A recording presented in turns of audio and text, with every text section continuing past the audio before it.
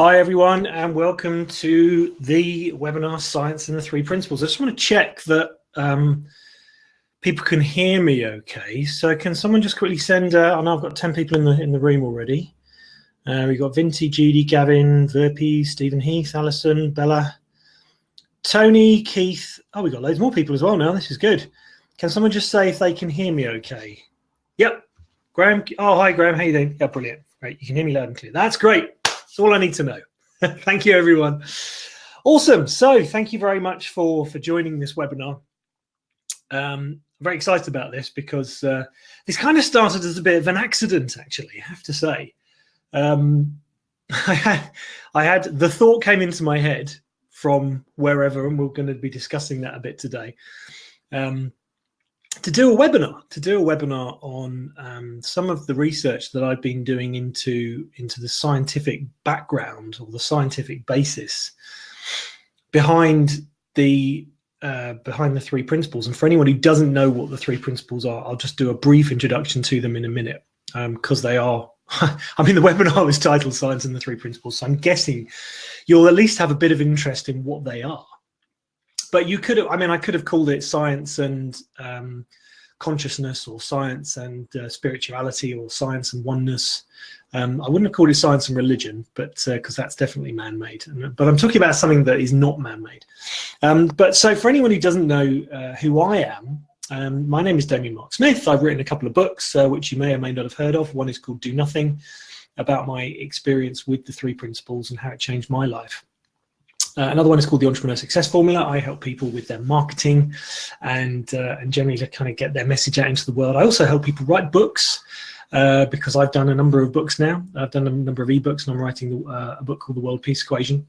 And I'm a coach, and I coach people, help them to improve areas of their lives, their business, and really whatever else they need, actually. And I love coaching, I love helping people, and I love pointing people in this direction towards the three principles. And for anyone who doesn't know what the three principles are, I came across them in 2011, February the 26th, 2011, when I heard Jamie Smart say on stage, "It's not what you think, it's the fact that you think." And I had been a seeker, seeking the reason for my ill mental health. I had OCD, depression, anxiety issues, and stress issues at the time.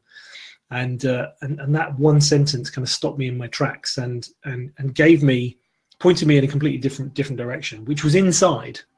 So the answers that I was seeking were inside me, not outside of me. And through an understanding of the three principles, the mechanics of the system, my life improved dramatically, and has been doing so ever since. Now, I always say to people, the three principles are not prescriptive in any way, shape, or form. They don't tell you what to do in the same way that gravity doesn't tell you how to be. Gravity just is. It's a principal force of nature upon which other principal forces of nature rely. Mathematics is a principle in nature, and kind of looking into that. So we're going to be looking at scientific background, scientific basis behind everything here, and I've been sort of looking in a lot of areas for the research for this, and I'm actually going to use some notes, which is quite unlike me, actually. I tend not to do that, but I really feel like I want to today, because there is it's quite detailed, it's quite in depth, but I've also got my own conclusions based on what I've been looking into and looking at, and I hope that you find it useful. And what I'm going to do is I'm going to have my questions kind of to one side. And as I kind of go through my notes, I'd like to invite you to be asking questions, and then hopefully we'll get some sort of dialogue going as well. So I hope you're all kind of set. Let me just check, see how many people we've got actually on live. Oh, we've got 20 people on the call. That's brilliant. That's really good. So 73 people. Hi, Rachel. Hi, how you doing? I'm helping Rachel write a book, actually, funnily enough. There's 73 people signed up for this. 73 people. I thought, wow, that's interesting, isn't it? That's a lot of people. That's the most I've ever had for. Hi, Melanie. That's the most I've ever had for any webinar that I've done pointing in this direction. So there's obviously an interest in this, and I'm setting up a group, not a Facebook group, I should add, that I'll tell you about later. That's kind of pointing in this direction, because I want to explore it a bit further. So I want to start by acknowledging how much we don't know. I mean, so one of the things that I've certainly found out in the last week and a half, through coming up with this idea of putting the science and the three principles, or the science and spirituality together, is acknowledging how little we actually know. Was it in the 1800s where some department in America said that everything that's been invented has been invented. And then quantum mechanics came along. But it's quite nice to kind of see how little we actually do know. And science is agreeing with this. Science is I have to say, I was impressed with what I've been looking at over the last couple of weeks. Well, the last week in preparation for this webinar, but I mean the last few years really. There's a number of institutes out there which are very open-minded, which are looking at consciousness. They're looking at God. I mean, I'm going to use the G word here, but I don't talk about God in terms of the bearded man. I talk about God as the universal intelligence behind all life. And what's interesting is, when I put posts out on social media about this, the ones who argue about this, and who vehemently argue about this, are the ones who basically say, I'm not changing my mind. And they accuse me and others like me of being dogmatic. And yet they're the ones who are saying, I ain't budging on this. And what I kind of suggest is that we don't know. And knowing that we don't know is a really good starting point. I like to discover new things. I think the juice is in the unknown. And I really believe that our time on Earth here, in this form, we might talk about this a bit as well, is limited. And I like to make the most of it. I really do like to make the most of it. I like to kind of, push the boat out and really kind of go for it. And discovering new things and kind of being at the leading edge of what's happening, what is, what we think we know, I think it's really exciting. It does kind of make me laugh when, science basically says, these are the rules that we know, and then it tries to kind of match up the data with what it thinks the rules should be, and scientists who then challenge that then get into trouble. That's quite dogmatic as well. So yes, data and science is absolutely crucial, but I really am impressed with the way that scientists are now approaching this with a much more open-minded viewpoint. I mean, the Quantum Gravity Institute, for example, in California is a very good example. Science and non-duality is another one. They're looking at this whole problem. I call it a problem. They're looking at this whole understanding in a very different way now. And I have to say, I have to take my hats off to them. And I am by no means an expert in this field. So even as I talk through this, please understand that I'm a novice with this. I'm new to this. I'm fairly new to the principles. I've been around it 6 years, but I feel every day like I'm learning more.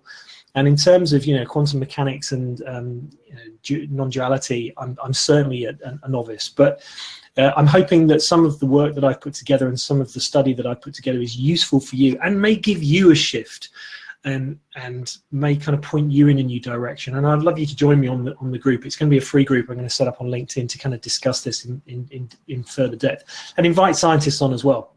Oh, the other thing I should say is that for anyone again who doesn't know me, is I also run the Rethink Everything podcast, which is we're up to 19 episodes, coming up to 19 episodes now, and over 3,000 downloads. And I'm loving it. It started off as a Three Principles podcast. It's expanded into everything now. I've had a dancer. I've had someone who's changed the law in the UK. I've had a former dragon on there. And I'm looking for more guests as well. So if you challenge what you do or what the general thinking is in whatever area or whatever niche you're in, please get in contact with me, because I'd love to have you as a guest on the show. So that's kind of me. That's a little bit of an introduction. Today, I'm going to be covering topics around oneness and non-duality, intuition, thoughts and intention, thoughts and reality, flow, performance, the unknown, and consciousness. Now, I'm not going to go into too much depth on all of those, and I'm going to try and do justice to at least some of them. So stick with me, and we'll see how we go.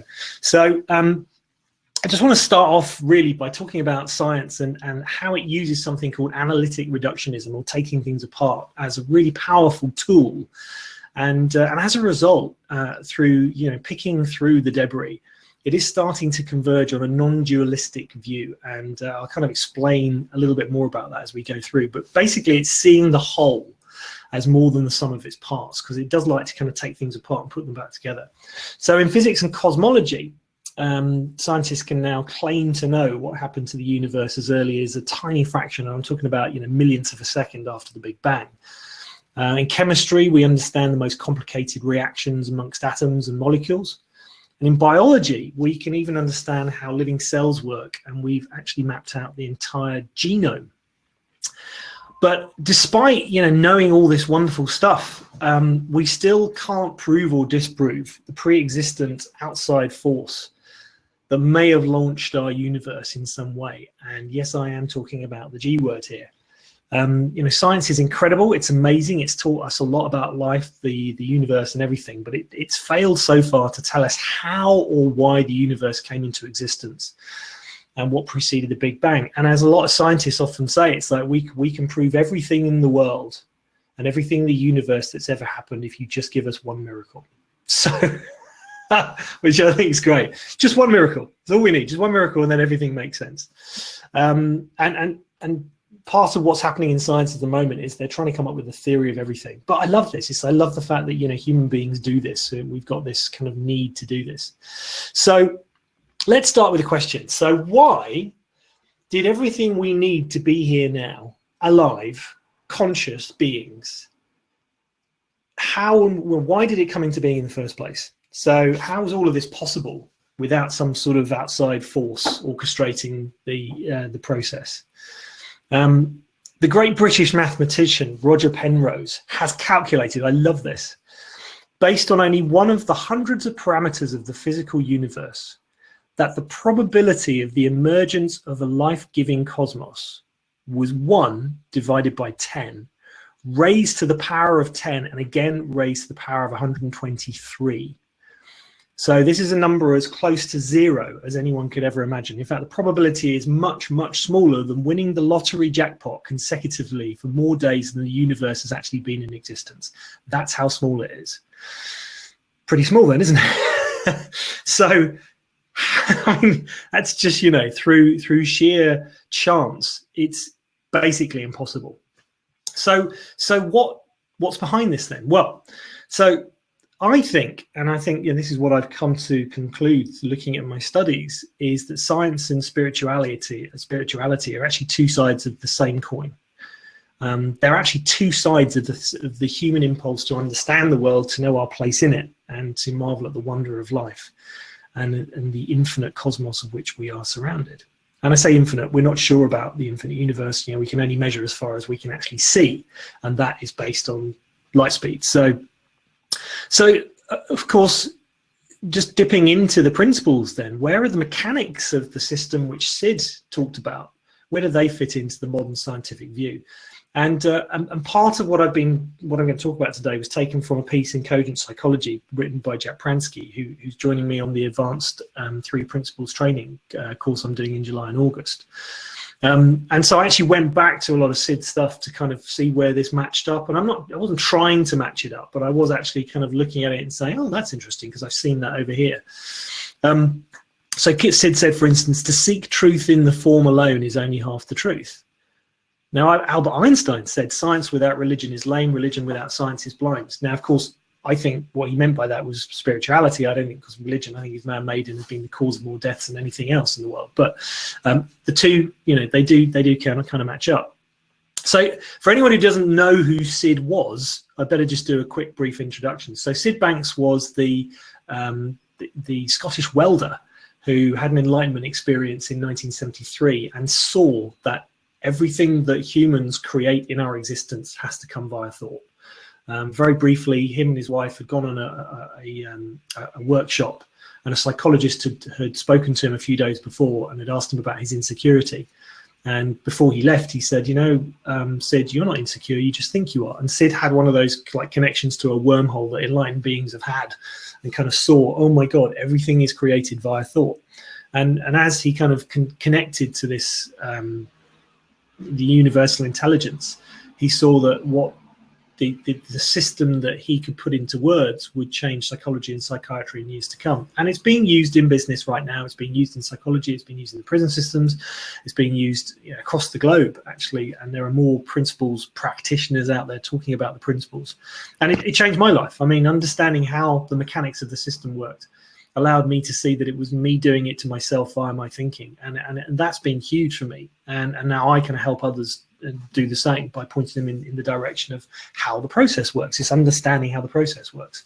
So Sid didn't wake up that morning and say, oh, I want to be an enlightened being who's going to go and travel the world talking about thought. I mean, he was like a ninth grade educated welder that couldn't even spell psychology, let alone talk about it. But this is what he did until he died in 2009.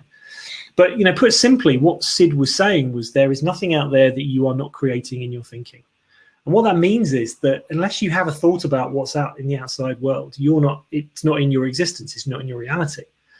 So I kind of picked out some parts of one of Sid's books called The Missing Link to reflect on later in this webinar, which I think, again, as we kind of go through the science bit and then kind of match it up to the 3 principles, it might kind of be interesting to kind of see where there is a connection. But let's start off with looking at the quantum world, because this is really where this is where the spanner was put in the works of science, back in the 20s. So let's look at oneness, for instance. So modern science view of the universe appears to eliminate all the distinctions between matter, energy, and space, encompassing them into a single reality, a web of energy connecting all things called the quantum field.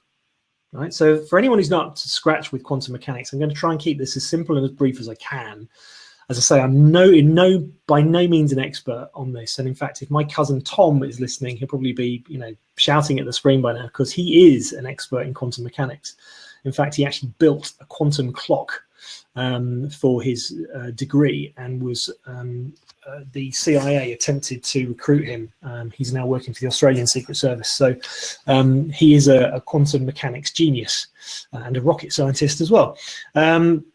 So I'm by no means, I have, I'm probably like 1% of the ability of Tom, my cousin Tom, but I can talk a little.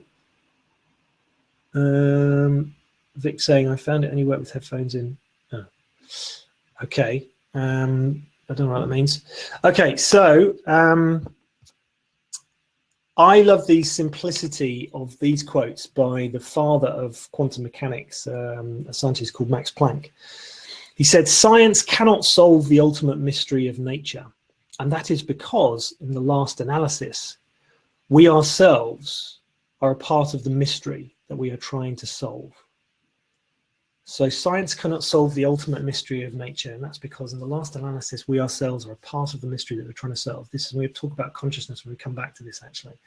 If anyone's having problems with the connection, the recording will be sent out to you, and I know the recording is pretty stable. So, and the other quote that I think is quite crucial on this one is, "All matter originates and exists only by virtue of a force, and we must assume behind this force the existence of a conscious and intelligent mind. This mind is the matrix of all matter." So this was the father of quantum mechanics saying this. So what is quantum mechanics? Well, it's the branch of mechanics that deals with the mathematical description of the motion and interaction of subatomic particles down to the very small level. And incorporates the concepts of quantization of energy, wave-particle duality, which I'll talk about in a minute, the uncertainty principle, quantum tunneling, and superposition. Quantum computers are being built at this moment, so it's not, and we do a lot of pretty cool stuff with the quantum world already. So it's not like this is like the stuff of fairy tales. It really isn't. Superposition, by the way, is every quantum state can be represented as a sum of 2 or more distinct states, as waves and particles. And there was a very famous experiment called the double slit experiment, where essentially, we'll talk about it in a bit, actually, because basically, by looking at the experiment, it changes the outcome of the experiment. And this is why quantum mechanics literally put us a spanner in the works. So the quantum field appears to contain an infinite number of every type of particle in potential form, waiting for thought to tell it how to behave. And that's interesting, because straight away we're getting a match up here with what Sid was talking about, how it's all thought. Fundamental particles have no inherent existence, but rather exist in an undefined state of potentialities. So they have this potential state. Nothing happens until we come along and interact with them. So all quanta are made up of invisible vibrations or ghosts of energy waiting to take physical form. Everything we see in the world of form appears to be part of this quantum field, which continually oscillates between two states: matter, i.e. form, and force, or formless energy. Form appears to be a local concentration of the quantum field, temporary clustering of energy that begins to vibrate at a certain frequency and appears solid to our senses. And again, as we kind of go through this, you might start to kind of have insights into, oh, this is why this works, or this is why I've done this and this appeared to work. So hopefully some of the jigsaw pieces will start to, you know, come together here. Everything, including people's thoughts, appears to be a transient particle manifestation of the quantum field. Everything. And thought determines what manifests out of this field of all possibility into form. So it looks like every time people's reality is coming between form and this pure energy state, their awareness is actually telling the field what to kind of appear as. This is kind of what this is certainly what the science is pointing us towards. And therefore it would also kind of appear that people's understanding and use of the power of thought will determine whether or what manifests from this quantum field, and whether it's in their best interest or not. So this is kind of, again, it's starting to kind of look towards, dare I say it, you know, The Secret, and kind of stuff in that direction. But this is why it was very interesting to kind of go into this in a bit more detail. So for instance, it appears that when people trust thought to operate in a natural, free-flowing way, their psyche aligns with a healthy energetic blueprint, and the atoms and molecules in their body align optimally, as they are aligning with universal principles and matching their energy with the energy coming directly from this field of possibilities. Okay, so this universal mind that Sid talked about. And as such, they experience higher frequencies of health, inspiration, wisdom, love, etc. Right? So this might sound a little bit kind of like we're kind of attuning to the system here. I think it is, and I've got my own experience of this. And it's the bit that kind of bothered me about, you know, the principles, about the kind of the, you know, this is ironic coming from someone who wrote a book called Do Nothing. So I don't know if this sounds like complex or heavy at the moment, but I'm going to talk a little bit later about some experiments that kind of show how this happens in the world of the form. And I'd actually like to show some videos here, but unfortunately the Webinar Ninja isn't actually good enough to do that. I did toy with changing to a different software, but they're going to do an upgrade on this in the next couple of weeks. I thought I'd kind of stick with it. As I say, I will be creating a LinkedIn group. I don't quite know if I can do what the settings will be on this, but I want to make it public to kind of invite people to come in and comment on it. So I'll send the link out to the LinkedIn group for everyone who signed up for this webinar. So in that case, you're never getting a direct experience of what happens out there. You know, we know this because you look at the way that your thinking creates an illusion. So again, I've got a bunch of videos which show how thought, you know, for instance, there is a gap here, right here in your eyesight, and our brain fills in the bit in the middle. It looks like we are actually seeing this bit, but the brain's filling it in. And there are, again, scientific experiments to show how this works. Coming back to Sid for a sec, you know, he said that your thoughts and feelings are a mirror of your soul. So that's obviously touching upon the spiritual there, but it's kind of in sync with what we were talking about with, you know, this quantum potentiality and having this the potential that's mirrored in your thinking. And we'll go into this in a bit more detail, because there is some interesting stuff, again, which I've dug out on positive and negative thinking and about how it affects our genetics. So thought at all different levels, you know, we talk about different levels of consciousness, different levels of awareness, looks like it's got its finger on the trigger, okay?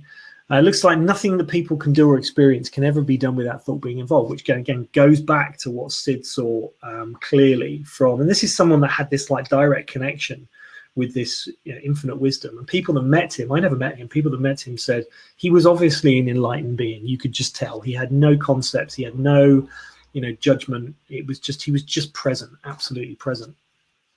So, so Sid insisted that universal mind, consciousness, and thought, which are the three principles, are elements through which people create and have an experience. And if any of these are missing, people would have no experience. So if you think about it, you know, if you weren't plugged into the mains, if you didn't have the energy behind life, you wouldn't have an experience.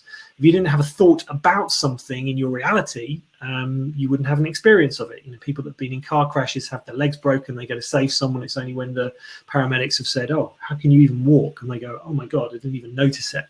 And then, of course, the third point, the third principle is consciousness. You need to be aware of that thought. You know, there's like unconscious, subconscious thoughts which we aren't aware of. So those are the principles that he talked about. Those are the three principles. Those are the words. They kind of, I think, the gifts he's kind of given us to. Let's check everyone's okay here. Yeah, the gifts he's kind of given us to be able to kind of explain and talk about these, you know, this reality that happens for us. So reality isn't what it seems, precisely because thought has to be part of perception and alters whatever we perceive. Okay, so sensory input is inseparably linked with thought. In that thought informs our senses and our awareness and our attention to whatever we're focusing on. So for an external stimulus to even register on our senses, we must first, probably even unknowingly, have a thought regarding the external senses, so stimulus. So as I said, you know, we've got to be aware of it before it actually comes into our awareness. We have to be aware of it before we're aware of it. So think of the heat right now. Okay, you might be engrossed. I hope you are engrossed in this webinar and not even just thought about, oh my God, yes, it is really hot. I know we've got people from all over the world, but or maybe there's like a sound in the room where you're in, which you can just, if you just kind of tune into it, you think, oh, actually, yeah, I forgot that sound was there. So, you know, our brains can't focus on all of the information that's coming in at one time. So thought, and then when I talk about consciousness later, thought is kind of part of that system which kind of filters it out for us. Okay, so and quantum theory seems to be telling us that the particles have no inherent existence, but exist in this undefined state of potentiality until a mind via thinking interacts with them and gives them a meaning. That's what quantum mechanics is pointing to. Okay, which again goes some way to explaining some of maybe the theories that you've heard around, you know, manifestation, for instance. Yeah. So everything we see around us is connected by this infinite, eternal, unbounded quantum field. It's kind of like an invisible quilt that it's kind of stitches all creation together. You know, the hard edges of an object, this table or chair, are actually illusions forced upon us by the limits of our sight and our understanding. You know, this is 99.99% empty space. And if we had our eyes and our thinking tuned to the quantum world, we'd actually see these edges blur and melt away, giving us unlimited quantum fields. And this would perhaps start to explain heightened levels of consciousness and people that have had this connection, this deep level of connection. Particle physicist David Bohm said, people's senses pick up a representation painted by their thoughts in the same way an artist paints a picture that represents somebody, but isn't that somebody? Or as you put it another way, thought creates our world and then says, I didn't do it. So again, quantum physicists pointing towards this potentiality state. Okay, so let's move on and talk about how we can potentially access these higher states of consciousness. And one of my favorite quotes is, to the mind that is still, the whole universe surrenders, which is, I think, another reason why, I mean, maybe in the principles community, there's a lot of kind of poo-pooing of mindfulness and meditation, but, you know, when I've done it, I've felt better. My thinking is settled and I felt better. And that kind of points to this still mind. It doesn't mean to say I have to be sitting on a bale of hay and shout and, you know, saying an om to do it. It just means that when my mind is settled and still, I have more connection. But it could, you know, explain, I think, why meditation and mindfulness are actually quite useful, or can be useful tools. By the way, as I said, you know, the principles are, in terms of how I talk about the principles are, they're a description of how the system, the mechanics of the system works using words. So words are in themselves metaphors. They are not the thing itself. So we're pointing to something, using something to describe that something, which it is not that something. So, but they're not prescriptive. I don't use them in any way, shape, or form. You know, no one uses the principles better or worse than anyone else. No one uses gravity better or worse than anyone else. They're just a description of the mechanics of the system. Okay, and in so doing, you know, I tend not to prescribe anything to anyone. But you know what, meditation is useful. You know, positive thinking is useful, and I'll kind of go into that in a little bit, because I think. It's often we're often too quick to kind of judge, and just looking in this direction has kind of made me think, well, you know, there's a lot of this stuff which is actually very useful.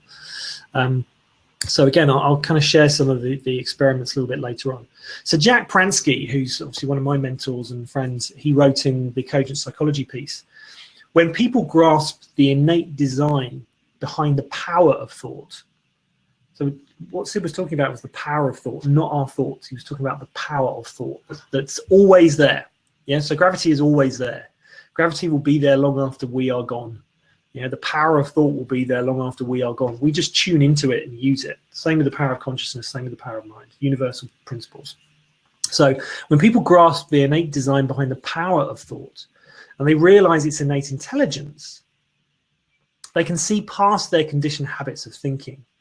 They can realize they are the thinker of thoughts that create their psychological experience. They can see the futility of trying to forcefully think their way through life and allow the mind to clear. They experience higher levels of consciousness where new insights are available that can move the entire process to a healthier state. So just by seeing this is how the process works, your mind settles. Now, I know this is true. For me, when I get into a state, when I get fooled by my thinking, which I do every day, as soon as I see that it's me doing it and it's coming from my thinking, it settles me down. As soon as I see that, as soon as I see the truth behind that, if I see if I think that it's a good idea, or I think, you know, that I'm trying to remember it, it doesn't work. But as soon as I see that it's true, my mind settles, and I get a different experience as a result.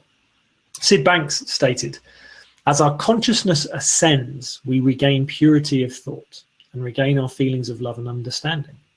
You just think about a time you've had an argument with someone. You know, at the time you just feel, oh, angry, and then of course afterwards you have this completely different feeling.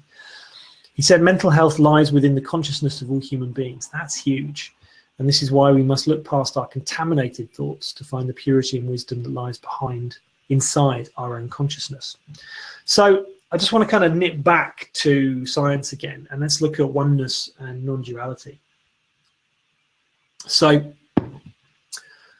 anyone here who's experienced a sense of non-duality, and I'll talk about what I think that means in a minute, can describe their own experience in lots of different ways: loving, expansive, blissful, lacking any sense of separation. And I think this experience kind of can really convey the truth behind life itself. So, you know, viewing life through the lens of this insightful way of being, kind of, it's like the beginning of awakening. And I had my own experience of this when I was traveling to a squash match last year, and it was raining, and it was the day of the US presidential election. And this raindrop just fell. It started to rain. This raindrop just fell on the windscreen. It was dark and the lights were shining out. And I saw that everything was enfolded. As David Bohm said, everything is enfolded into everything else. And I saw the beauty of the entire universe in this raindrop. And I remember posting, it was quite funny, I remember posting on Facebook, nothing can ever be the same again. And of course, by the time people saw that, President Trump had won the election, and they thought it was a post about Trump. And it wasn't. It was a post about a raindrop. But, you know, President Trump winning the election, so life continues as a contact sport. So, you know, how does a non-dualistic approach to life, seeing everything as one, how does that help us in everyday life where the rubber meets the road? You know, a philosophical view of non-duality, for instance, might speak of reality as unencumbered by the oppositions in which we get lost. A reality lacking in distinctions such as mind and matter, subject and object, reality and appearance, self and other, past and future, here and there, you know, binary pairs that cause fracturing, separation and suffering. But again, how does that help us where the rubber meets the road? Scientists, on the other hand, are converging with this non-dualistic view, as I said at the start, seeing the whole as more than the sum of the parts. Cosmologists are seeking a cause of the universe. Mathematicians describe their pursuit of truth and beauty as a practice for communion with the divine. Mathematicians. Physicists look for the ultimate constituents of matter. Neuroscientists attempt to correlate physiological observables with reported mystical experiences and psychic phenomena now. Psychologists investigate these effects on mental health. Ecologists even explore the potential benefits of non-dual perspectives on sustainability and global health. And of course, as we know, world religions teach non-duality in the branches such as Jewish Kabbalah, Islamic Sufism, Christian mysticism, Hindus, Buddhists, etc. And many indigenous and shamanic teachings also have a non-dualistic approach in their essence. So my cousin's mum, my aunt, works with the Aboriginal cultures in Northern Territories, and they have a very interesting view of us in the West. They can't understand how we are so disconnected from the universe. They explore the realms of the psyche, from separate ego-bound mind to transpersonal realms, using meditation, to breathing, music, dancing, drumming, and medicinal plants and substances. So we're catching up. And it's so nice to see that science has actually started to approach this in a very different way. And I'm going to talk about specifically the quantum entanglement in a minute, because that's really kind of our route in on a scientific basis to what we've just been talking about. But just coming back to Sid for a sec, because from The Missing Link, which is a great book, he said, "The life force beyond all things has no form, yet it gives form to all things. All life is divine energy, whether in form or formless. Nothing can possibly be greater or separate from the whole. Only the ego suffers such delusions. The ego creates duality and separates us from the great divine oneness and the wisdom we seek." So this is Sid. He saw it, put it into words, even as a 9th grade worlder. Particle physicists now use a very similar language by talking about this disconnect that we create. We're creating it. We're creating everything through our thinking, don't forget. So let's just look at quantum entanglement for a minute, because I think maybe I've got a bit too hypothetical here, whereas I kind of want to bring it back to earth with a bump here and talk about where science has now caught up, because something that Einstein called spooky action at a distance really does kind of put a cat amongst the pigeons. So in the 20s and the 30s, physicists who were studying subatomic particles began really, not understanding it. They started really scratching their heads. And they found that the Schrödinger wave, and some people will have heard of the Schrödinger's cats. I'm not going to go into that right now. It's having 2 cats in a box and not knowing what's going to happen to them if you put poison. Anyway, the Schrödinger wave equation, which was the fundamental quantum mechanics equation, could not describe the individual state or position of some groups of particles, dubbed entangled particles, until each individual particle was measured. Once they were measured, the observed wave function collapses and the particle takes on a definite state. This wave equation implied that once measured, 2 entangled particles could somehow instantly communicate faster than the speed of light. I'd say Einstein called it spooky action at a distance. Essentially what that means is they take a particle, they split it, they put distance between it, they spin one particle, the other particle spins exactly the same time. Exactly the same time. And they've done this like thousands of kilometers, exactly the same time, bypassing the speed of light. Now, nothing is supposed to travel faster than the speed of light, and yet entangled particles do. Now, everything that was once connected is entangled. And at the moment of the Big Bang, or just before the Big Bang, we were all particles connected in a very solid state. So we are effectively all entangled. So the outcome of quantum experiments can change depending on whether or not we choose to measure some property of the particles involved. Okay. Observations not only disturb what is measured, they produce it, which means that we can compel a quantum particle to assume a definite positions, or in other words, we ourselves produce the measurement of the results. Sorry, the results of the measurement. Yeah. Do you see why this, it's like we are the creators or the co-creators here? So this experiment's also been done so where we can trick the outcome, and we can time travel now in science, believe it or not. I won't go into the details of this. It's fascinating stuff, but it looks as if nature knows not only if we're looking, but if we're planning to look. It's absolutely incredible. And so this observer effect was first noticed by the early pioneers of quantum theory, and of course it troubled them, massively. It seemed to undermine the basic assumption behind all science, that there's this objective world out there irrespective of us. And in a way, this is the world behaves depending on how or if we actually look at it. That's really the way the world actually behaves at the quantum level. So in this case, what does reality actually mean? Reality, what does that mean then? It seems that we live in this like participatory universe where consciousness and quantum mechanics are linked. Okay, so let's ask a question now. So what is consciousness, and how did consciousness arise in living things? Well, this is a really interesting question. There's a number of books I'm still reading about this at the moment, but I'm going to take it from the view of self-awareness, because to my mind, in the principles, Sid was talking about awareness. So what is it that allows humans to understand the mysteries of biology, physics, mathematics, engineering, etc.? What enables us to create all these great works of art and literature? Now, in science, they've tried to replicate consciousness, and it's pretty much impossible and again, I'll share a video in the group, which I think kind of goes into this in a bit more detail. Basically, the amount of connections that you'd have to create consciousness could not be computed on every computer in the whole wide world if there was enough computing power as there is space in the universe. In the entire time the universe has been put together, it couldn't do it.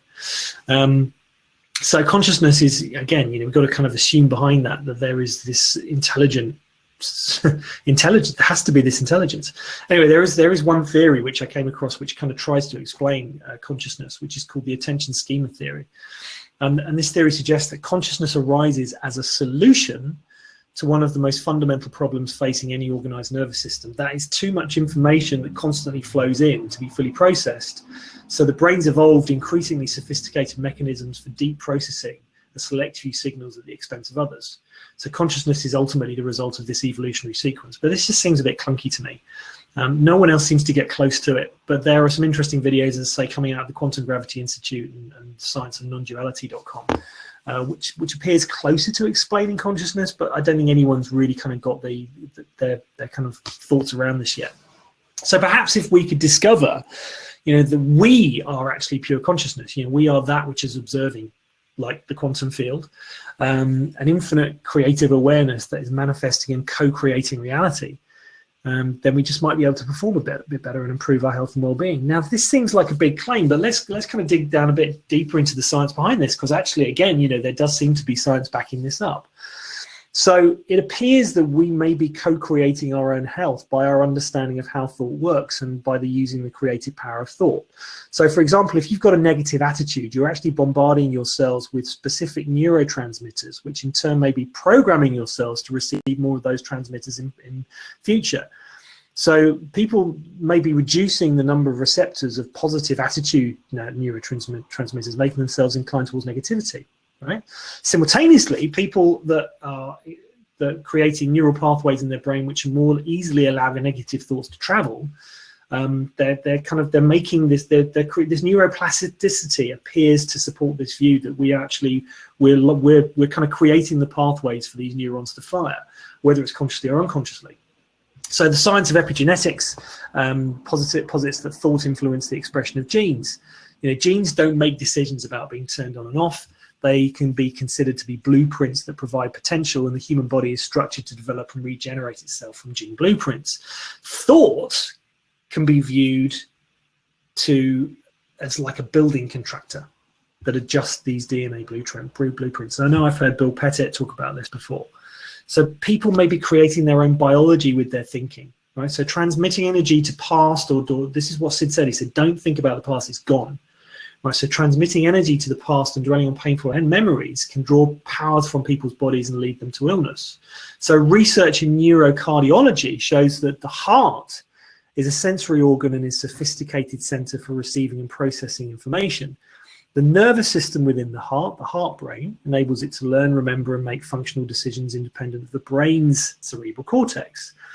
So thought appears to activate the physiological response and create emotions and moods which constantly regulate what people experience as reality. People's thoughts, which are somehow screened or impacted by other thoughts, are what appear to set this emotional system in motion. Yeah.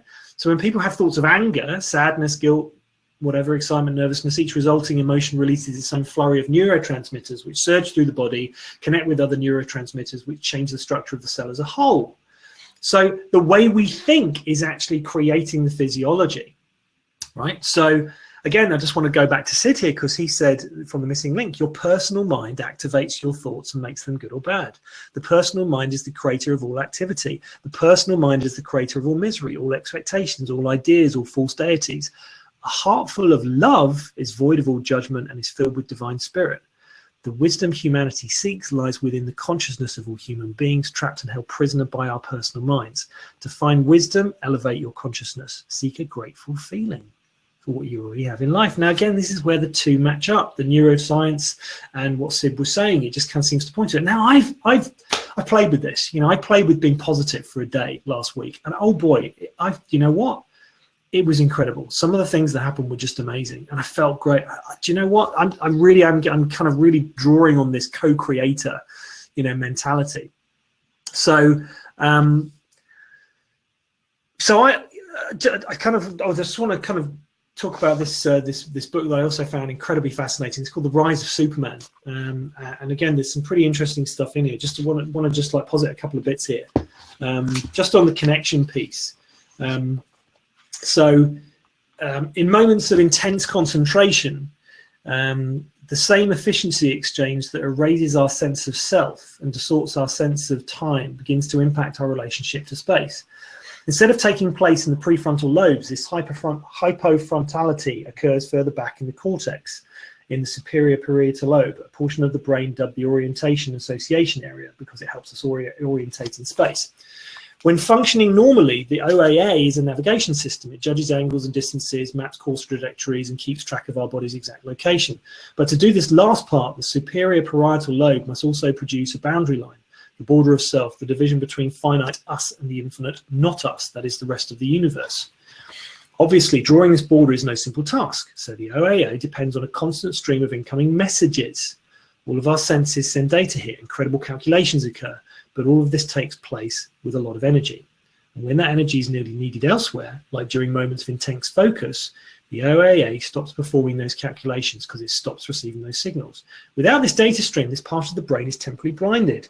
It too becomes hyperfrontal, and to an incredible result. Once this happens, we can no longer draw a line to say this is where the self ends and this is where the rest of the world begins. So the brain concludes, it has to conclude, that at this moment you are one with everything. And this is talking about extreme sports and how people in extreme sports have experienced this, and it kind of goes into a lot more detail behind it. This is a somewhat startling reversal. Ever since Aldous Huxley told the world about his experiments with mescaline, the idea has been that the doors of perception needed to be opened for cosmic unity to be revealed.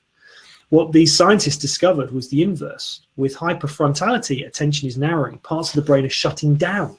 Oneness is the result of the narrowing of the doors of perception, not throwing them wide open. Huxley had it exactly backwards. You know, what's incredible about stuff like this, and, you know, there's some pretty amazing stuff in there, is that we are just playing with this stuff now. We're just starting to kind of come to, or starting to play with our understanding of it. What I would like to kind of finish up with and conclude with on this webinar, and I know I've just kind of been touching the tip of the iceberg, really. The Rise of Superman was written by Steve Kotler. I'll share it in the group, Rachel. I mean, it's just a brilliant book, absolutely brilliant book. Is that in my kind of conclusion to this, everything that we see around us is coming from one particular source. Now, we don't know what that is.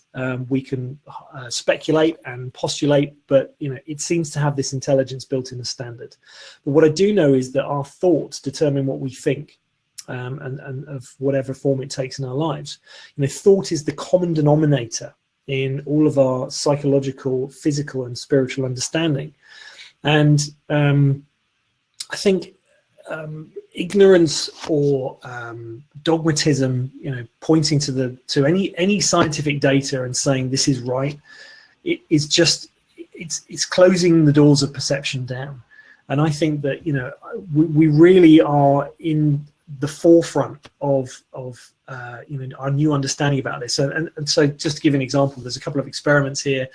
You know, scientists have found that normal electrostatic energy has been emitted by the heart. When you meditate, it goes up. They've done experiments with Qigong masters to show how it can go up to 30 hertz. Dr. Emoto did his experiments with water and about how positive and negative thoughts can affect water droplets. And of course, we are 70% water. And then even in, you know, the 70s, there's you know, physicists that have found that all living things emit tiny particles of light.